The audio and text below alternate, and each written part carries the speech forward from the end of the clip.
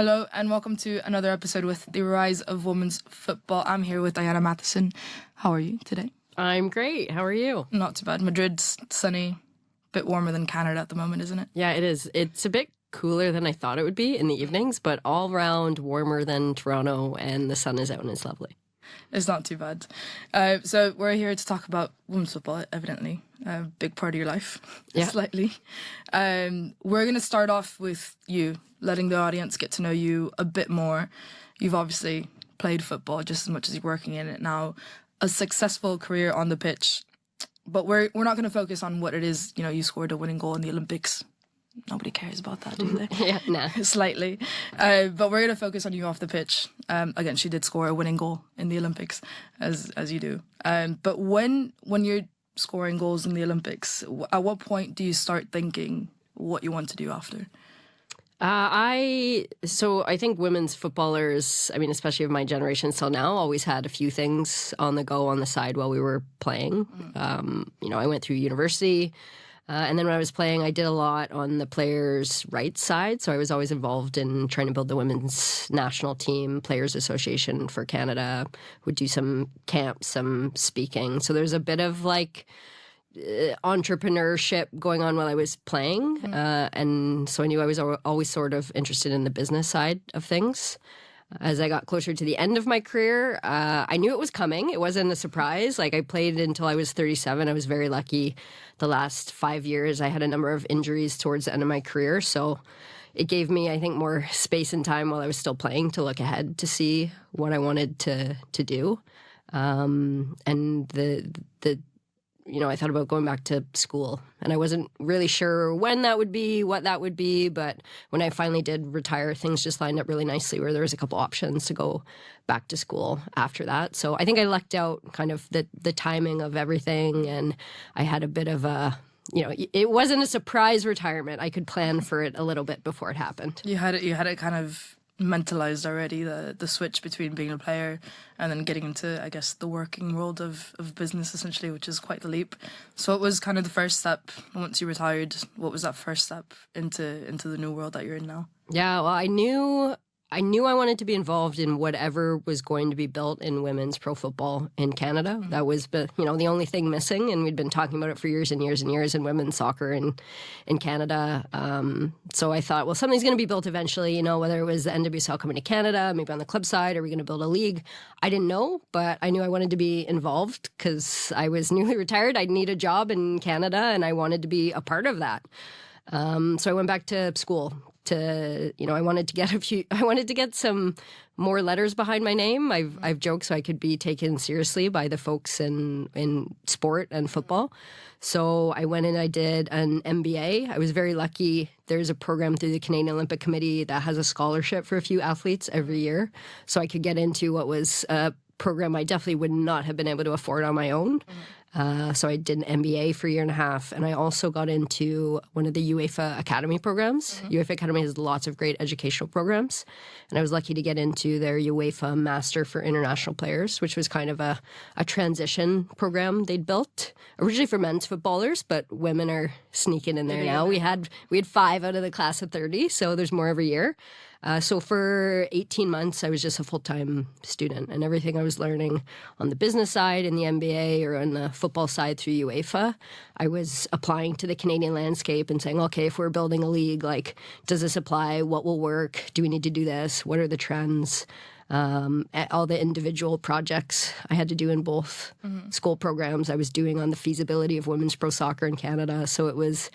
Again, the timing was great that I could dive into these 2 programs and start educating myself. It gave me a really good excuse to talk to tons of people in women's football, in women's sport, in men's football, in a really non-threatening way. Hey, will you talk to me? It's for school. Lots of people would. So that was my first step, just go out and learn as much as I could and talk to lots of people. What was your focus through these years studying, knowing, because obviously the professionalism of Canada women's football is, it was there at one point and it didn't work out, and there's been that gap ever since. Obviously the NWSL is right next door and it's kind of a vast growing league. What was your main focus throughout your studies, knowing what you wanted to do? What was something that you had mentalized already, that this is what I'm going to do when I'm done with this? this is exactly what I'm doing this for? Yeah, the goal was always figure out a way to get a league built in Canada, and then figure out exactly what that means. What's the best way to go about doing that? Is it a club in the NWSL? Is that how we do it? Is it a regional league that you start small and then grow? Is it a fully national league in a top tier professional league? So like I said, all my projects that I was doing was on the business case and the structure and the commercial model for women's pro soccer. And the more I learned, I mean, to oversimplify it. In some way possible. Yeah, to oversimplify it, everything we'd seen in Canada and in a lot of women's pro sport in the past was it just hadn't been treated like a business. It hadn't been invested in. It hadn't been marketed in. And then people complained no one watched it when it wasn't anywhere to be seen or on TV or anything. And the cases, there'd never been women's pro soccer in Canada before. There'd been a previous women's professional ice hockey league, but as soon as you looked into that wasn't a business either. Like they were operating on a charity model. So that at the same time, you could see all these trends happening. You could see the culture shifting. There was finally data around viewership in different leagues that were putting it on TV. There was more data around Women's World Cups and European Championships and Champions League. And you could see anywhere they started to put this product on TV, it started to grow. So there was these big arrows pointing to the fact that this was a growing industry. And when you treated it like a business, it grew. And in Canada, you also could see that we have one of the highest participation rates in the world when it comes to girls and women that are registered to play football. We have a culture that's very accepting of girls and women in sport. We had sponsors that were finally ready to invest. And you had data coming out of the U.S. League that also started to show it was a good investment. And if you put in, our argument was put in $10 million now, it's going to be worth $50 million in 10 years. So just all these things were pointing at what needed to be built. And I also learned during that time that no one else was working on anything. So aside from this is where we're trying to go, we're trying to build a league. I was just trying to find out who was working on what and try a few different ways to try and get the thing started. And what I mean, not what made you, because evidently you care about it so much that's what made you kind of take the lead on this. But what was it that kind of pushed you in that direction to be like, yes, I can be part of forming a professional league in Canada? Yeah, it's, I think a lot of women in football share this, is we've had this idea and driver for years and years and years to leave the game better than we found it. I know that was a huge part of the Canadian women's national team. That was the really clear vision we had going into London 2012 when we got our first Olympic medal. And it's something you can still hear the Canadian national team players speak about. We care about the legacy. We care about growing the game for the next generation. So of course there's that, why that we all have, that we want to leave the game better. So I feel really lucky that leaving sport and retiring as an athlete, there was something else I felt just as passionate about. I think that can be sometimes hard for athletes going into your next career. You're not as passionate about it or as joyful or as driven as you were as an athlete. So I'm really lucky to have found that. I think too, there a little bit was, I'm not competitive about everything, but obviously about some things as a former athlete. And there was a little bit of, if, me or other people like me, us, that understood the potential of women's football and women's football as a business, it was eventually going to be built by the people that didn't believe in the potential of women's football. And the possibility of those people trying to build women's football and then not investing in it and making it a developmental product and not putting it on TV and then saying, see, it didn't work. I think part of me just couldn't allow that to happen. So, started to connect with as many people as I could that believed in women's football in Canada and trying to make that a world-class women's pro league. As you do, as you casually do. Yeah, as one does. As one does. What's a challenge that maybe you weren't expecting to face in the process of building a league like this? Yeah, at the end of the day, we went the route of being an independent league, essentially building a startup building 7 startups, the league and the 6 clubs we're starting with. So startup entrepreneurial route, and I think that has strengths and weaknesses. As you know, a lot of the world's women's football leagues have been invested in by men's football money. So that comes with strengths. You know, the money or the infrastructure is maybe more readily there. But also it comes with weaknesses because you don't always get to make your own decisions for women's football. It's still maybe being made more by men's football people. Strengths and weaknesses. So for us, we had the strength to determine our own fate, but it meant like it was a startup, like I said. So I'm sure anyone that's started a business, you know, like yourself, like you're doing now, like lots of people out there, it's a grind and you live the startup life. And people told me from the beginning, like the selling is going to take longer than you think and it's going to be a grind and all these things. But I don't think you know until you do it and you're in it, just how much work it is. And obviously there was a lot of uncertainty whether, you know, it was going to for sure happen or not. So it was an incredible 2.5 years, but it was a hard, challenging 2.5 years as well. But I kept saying, you know, we only have to do it once. We only have to build the thing once. Let's kick off, and then we get to keep building from there. So that was kind of the mantra throughout it. What's harder, having these meetings or playing in the Olympics final? Oh my gosh, the meetings for sure. Athletes are there. That's the problem, right? You never appreciate it as enough when you're an athlete. Like, we have so much free time as athletes and like you get to like eat a pregame meal or have a nap and that's your job. Like that's the life. So go have a nap. Calm down. Yeah, exactly. Relax. I'm earning my money by resting right now. That is recovery is important. Yeah, 100%. Of course. Very important part of the job. Definitely. It was so you've gone from taking naps midday before playing in Olympics. Actually, once I wasn't much of a napper, but yes. You had downtime. Yeah. What would you do on your downtime? I would pretend to nap sometimes on game days. I mean, hang out with teammates, watch Netflix, read a bit. And now you're doing maybe go for a walk. Meetings with sponsors and now just always working through the to-do list and then adding things to the to-do list and crossing them off and doing it again. So what's your vision for the next few years? Obviously, it's just the start of it all, but you have, you know, it is a startup and you know that it's going to take a long process. So talk us through kind of the timeline that you have looked at right now. Yeah, so we're heading pretty quickly into our first game. Our first game is April 16th, mid-April. The Canadian League, the Northern Super League, has 6 founding teams. We've got Vancouver, Calgary, Toronto, Ottawa, Montreal, and Halifax. So we start our first season in April. So right now we're in that final sprint towards the finish line. Players are still signing and announcing teams. They'll keep signing up until preseason and even up until kickoff. There's some exciting player announcements coming up.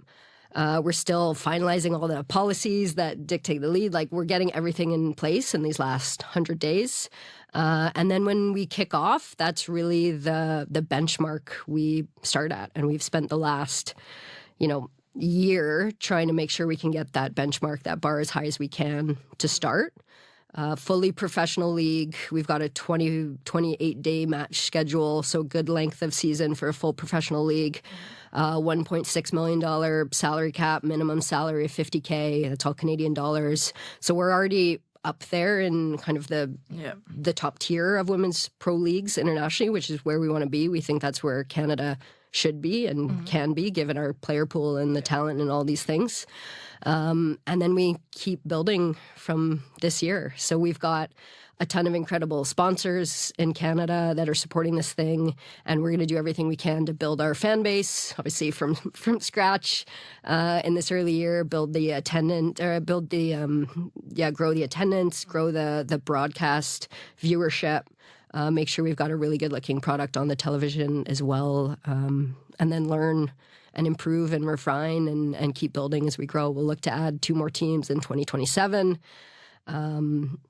and then keep going from there. Like, we think Canada has the capacity, given all these things I'm talking about, the talent, the fan base that's been watching and supporting women's football since 2012 and even 2002 in some places, since Christine Sinclair came around.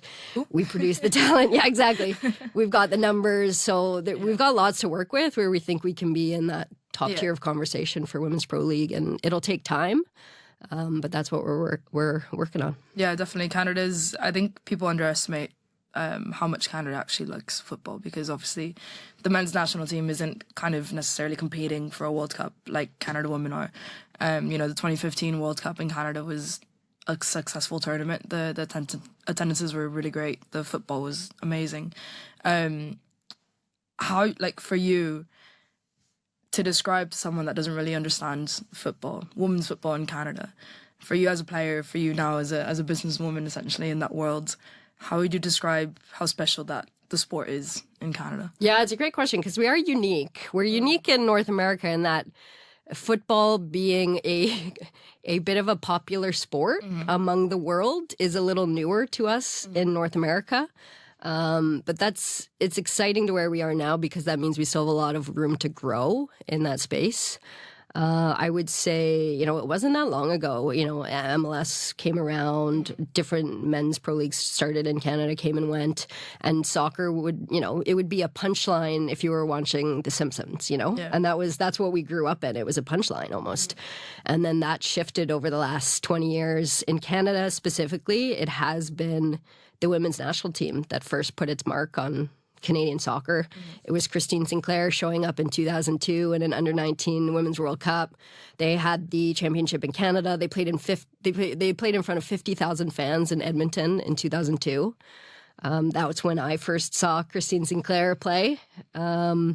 We then, London 2012 was a watershed moment for us. That was our first Olympic medal in a team sport in the Summer Olympics for Canada since 1936. So it was a big deal. There was a very dramatic semifinal against the U.S. with some questionable refereeing that got a lot of Canadians' attention, because there is nothing we hate more in Canada than losing to the Americans. Yeah. So that In got every a whole sport.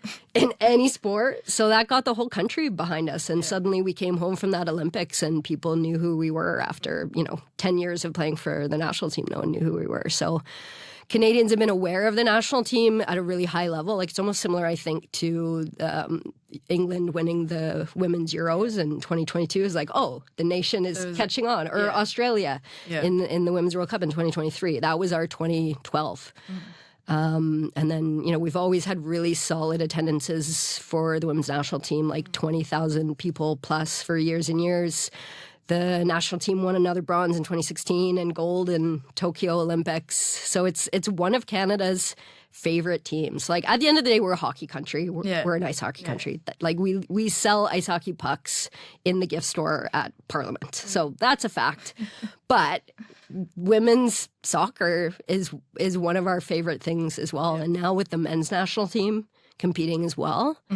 And again, like, I'll keep giving women's soccer in Canada credit. Yeah. John Herdman was the best coach I've played for, and I think a lot of us that played for him will give him that credit, and he's left this generation of women's leaders behind him. Incredible leader. He came to Canada because he wanted to coach Sink. That's why he came. Yeah. And then after he transformed our program, he went to the men's national team. Suddenly our men's national team was qualifying for the Men's World Cup for the first time since 1986. They've got a star now in Alphonso Davies. So now our men's national team is on the map too, going to Men's World Cup. So, our Canadian domestic league on the men's side started about 7 years ago, and they're here to stay. Now women's pro soccer is coming. We've got FIFA 2026 around the corner. Then another Women's World Cup in 2027, Olympics in LA, which is kind of a home Olympics for us. Yeah. So we've got this situation where we've kind of soccer's just got cool in the last 10, 15 years.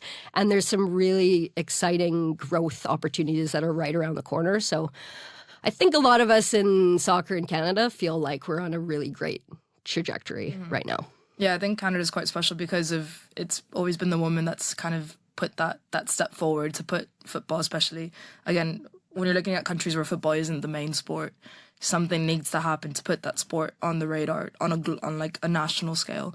And obviously the women's national team was the one that did that. Christine Sinclair was the one that did that amongst obviously everyone around her. But now it's that legacy that you guys left from 2012, from 2002, from 2015 World Cup, for example, that's all gotten you now to creating a professional league in Canada. one quick thing also to explain to kind of people that don't really understand is the salary cap. Obviously in Europe, it doesn't necessarily exist. In North America and the NWSL it does exist. So kind of just, if you can explain that a little bit to the listeners so they can have an idea of what this means and like what benefits it brings as well to the league. Yeah, definitely. So, I mean, Canada's in the North American sport market. And honestly, most of our men's pro sports operate in American leagues, so we're quite used to this over there.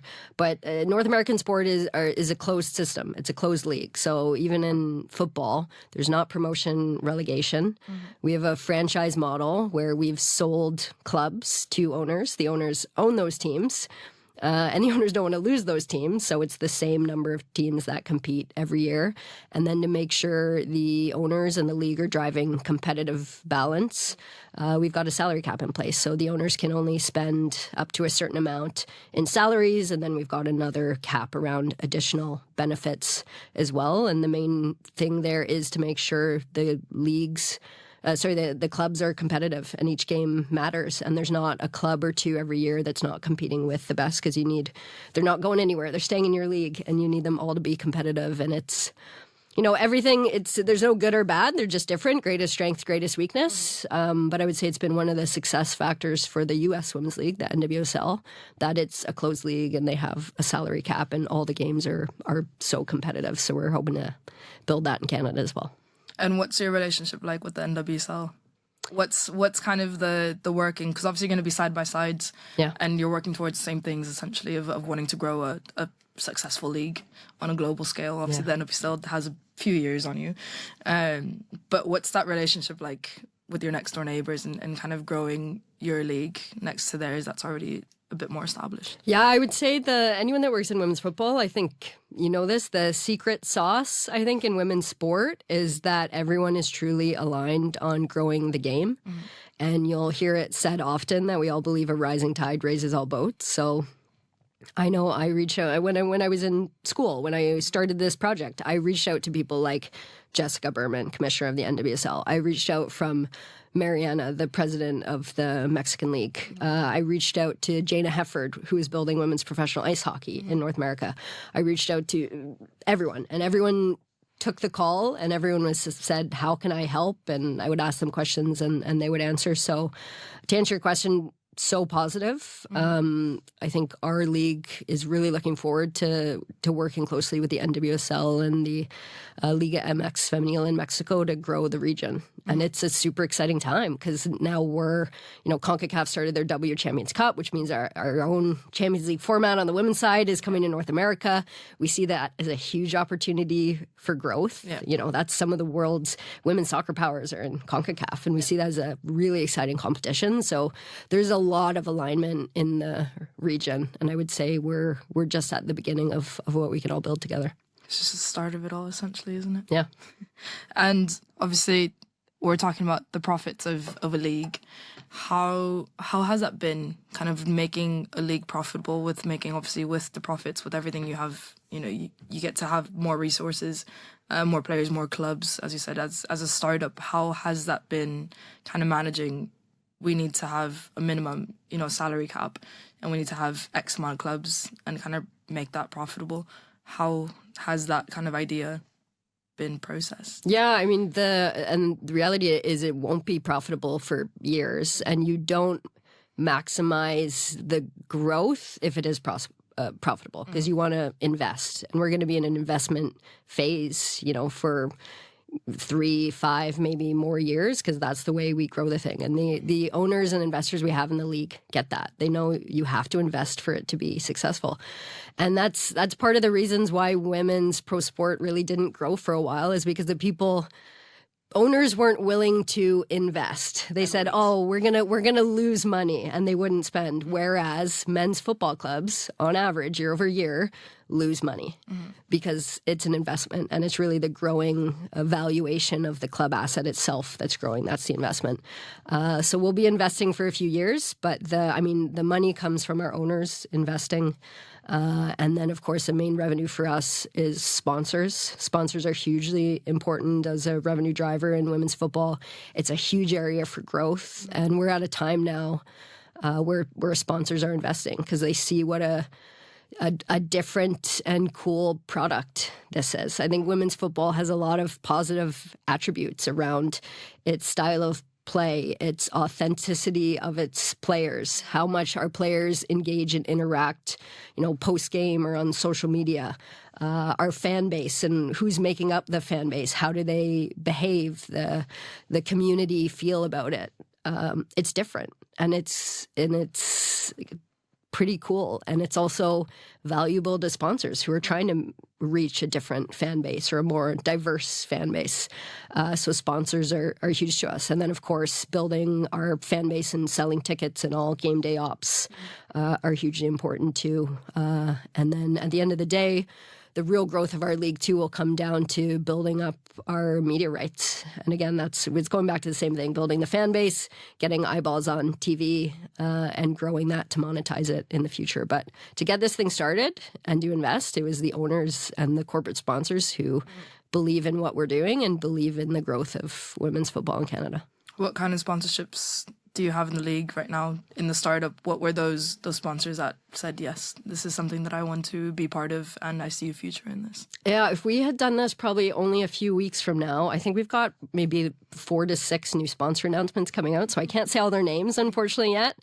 But I would say the response from a lot of Canadian and international sponsors has been fantastic. One in particular, Canadian Tire, who does not really sell tires for everyone out there. They're like, they kind of like, home good. How would you describe Canadian Tire? Oof. Well, like in the States, I guess it'd be more, not a Home Depot, but like kind of like a... But yeah, more home stuff too. Just like, yeah. Anyways, they're great. And they've kind of been like in the NWSL, the Ally Bank came in and didn't just say, here's some money. They said, how can we help you grow the game? And that's been Canadian Tire for us. They are right now they're a huge reason why women's pro sports in Canada is becoming the thing it is. They're behind us. They're behind the Women's Professional Hockey League. WNBA Toronto team is coming. I imagine they'll behind them too. So they're a sponsor that's got, a couple badass women that have been leading the charge for years and really moving the needle on this. And then there's lots of other companies that'll be announced soon that are right there with them. Right there. So in a couple of weeks, maybe we'll get a voiceover, and then you can announce. Perfect. Yeah, that'd be great. The rest of the sponsors. How do you, looking at women's football more generally, where do you put the growth of your league with the growth of women's football globally? Like, what is that relationship that you want to have with the growth of women's football? Yeah, and I mean, the reason I was here in Madrid, I am still here in Madrid, I guess, is because we were having a meeting with the Women's League Forum, which was 16 representatives from women's professional leagues from around the world, about 16 of us all in the room to discuss how we can best grow our own leagues, but also the global landscape. And it's really like we're starting at a time where it's a really cool time because it's the sense of we're just getting started, and the real growth has really started only in the last 5 years. You see the trend of more women's leagues becoming independent so they can make their own decisions. You see more league investment opportunities starting. You see more and more innovation. And again, that secret sauce, everyone is collaborating and talking and sharing information because we know a stronger league in Canada helps the leagues in Mexico and the US, and a stronger league in France helps the league in Spain, and a stronger league in Belgium. And I can go on and on and on. The more players that we're developing, the more coaches, the more referees. It's just going to keep growing this game until we're getting into a place where it's not just sustainable, but we can just keep growing it. So it's an exciting time. Like, it still feels like we're just getting started and we're already in a good place. It does kind of feel, it's always like we're just getting started, and then you realize how much work has been done, how much progress has happened since, you played 2012 in London. Since then, especially, women's football in England, for example. Yeah. There's always so much progress left to be done, but there's already been so much progress done, essentially, which is, I find insane because it's just a never-ending growth. Yeah. Until what endpoint do you see? I mean, there's never going to be an endpoint, essentially, but at what point do you think that you're going to be satisfied with the work that you've done? Oh, good question. Yeah, I mean, there's not an endpoint, is there? Because I look at the men's football market and how massive that is, and, the potential of women's football with how new it is unbelievable. We went to the Legends Home of Football Museum here in Madrid the other day. And, you know, they had lots of things around the history of men's football and when the World Cup started. And I'm going to get the stat wrong, but, you know, it was like 120 years ago was the first men's World Cup. And the first women's World Cup was, 35 years ago? Yeah. So the unofficial one. Yeah, just wait to see what we do with the next 70 years, you know? Yeah, the unofficial one, exactly. So, I don't know. I think... well, it won't end. Like, we'll just keep trying to improve the thing. And every, you know, I'm sure the league we start with this April in a year, 2 years, 3 years isn't going to be good enough. And the players are going to want more. The coaches, the referees, us, we're all going to want more as we keep growing. So I don't know. I don't know what the end is. The end. But at some point, that I will be done and just hand it off to the next folks, and they can. I'll take it as far as I can with the people we have now, and then you'll go back to taking naps and not more meetings. Exactly. Yeah. You'll go back to that lifestyle at some point. It is the conversation of, like, obviously men's football used to be kind of the model for women's football because it was successful, but now the changes and the shift that men's football has taken, it's like maybe that's not the route that women's football wants to take at the moment. When it comes to pay, you know, obviously, is it justifiable to pay a footballer that much money in the world of sport, for example? So, like, equal pay is now, that used to be always kind of a central point in women's sport, was equal pay to the men. But is that a viable option at the moment with the change that men's football has had, for example? Do you think? Yeah, it's a good question. And the question is, you know, we have this sense that women's football is different. And I think we love that it's different and we want to keep it different. I think it's still a little to be determined. And it's up to all of us that are in women's football to shape what that is. Because I think, you know, in a lot of ways, we still are become the carbon copy of men's football. Like, it's still the default. Still, a lot of the decision makers in world football are men's football people. So that's the reality. But at the same time, you already see that women's football is able to be scrappier, a little more nimble. They can be a little more innovative around trying different things. And you're actually seeing men's football looking at women's football and saying, "Oh, I like what you did there. That's quite a good idea." So. Yeah, I don't know. I think I hope women's football always keeps doing that and trying to find a different and better way of doing things and trying on what fits and getting rid of what doesn't. Do you think that's going to be down to who's making these decisions? In terms of, like, obviously there you said there's a lot of people that are making decisions that are mainly invested in men's football that take a decision on women's football. So, like, in what way do you think that more people have to be involved in women's football specifically to be able to keep that growth? I think we're on the right track. Like, again, honestly, we're just getting started. Representation and leadership in women's football today is vastly different from what it was 5 years ago, from international level down. I know in my own landscape, you know, there were no women leaders in sport almost, or like it was like 20%, 10-20%, even 5-6 years ago, that's starting to increase. So I think we'll keep getting there, and the more we can keep collaborating with each other and sharing those best practices and getting the next generation in even better positions than we were, creating that next generation of women's leader. Like, there was no women's football department in FIFA, 7 years ago? Yeah. There was no women leading Women's Champions League not that long ago. So it's shifting quickly, and I think it'll keep going in that direction.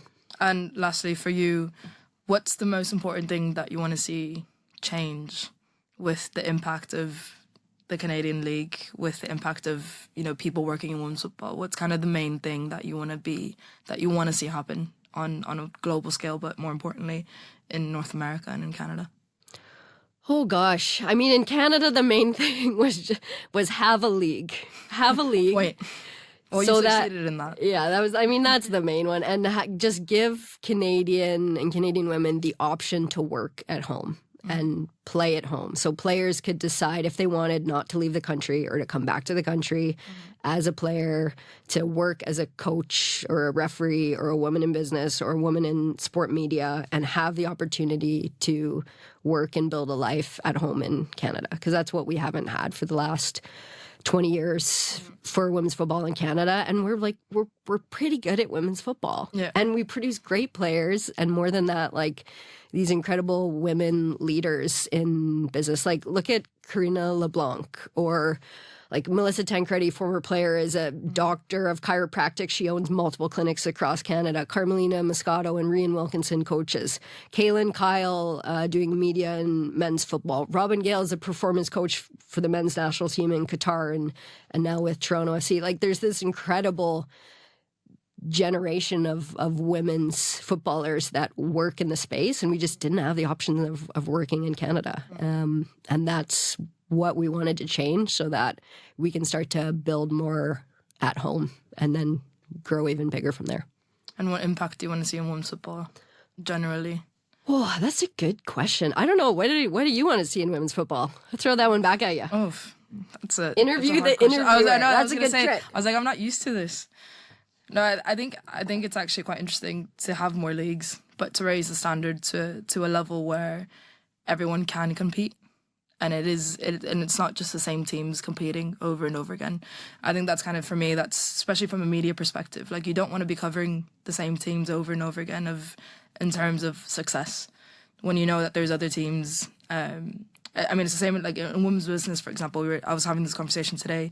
It's always, the people that are in the background, more quiet, are the ones that want to have a bigger impact, but maybe don't have the resources, don't have the position to be able to do that. And it's the same in women's football. It's, there's a lot of clubs that have the right intentions, that have good players, but just don't have the resources, or something's missing to be able to become take that next step in women's football. Yeah. I think for me, that's kind of the biggest thing of equality is the wrong words, but it's just the balance across women's football to kind of rise all together. Yeah. And everything. Love that. So, okay, that's my answer too. There you go. Yeah. Repeat that. But no, we'll leave it at that. But hopefully, so we'll do a voiceover in the next few weeks for see what sponsors. Perfect. Sounds good. Or if you just want to do a reading, you can I'll scroll through them. Yeah. Put the links in too, and they can folks can click on these Canadian companies. That'd be great. Yeah. Subscribe here. But thank you very much for coming on. Hopefully success. April 16th, was it the first game? That's the first game. First game. The first historic game of the Northern Super League du Nord. Exciting. All right. Thank you for coming on. Thanks for having me.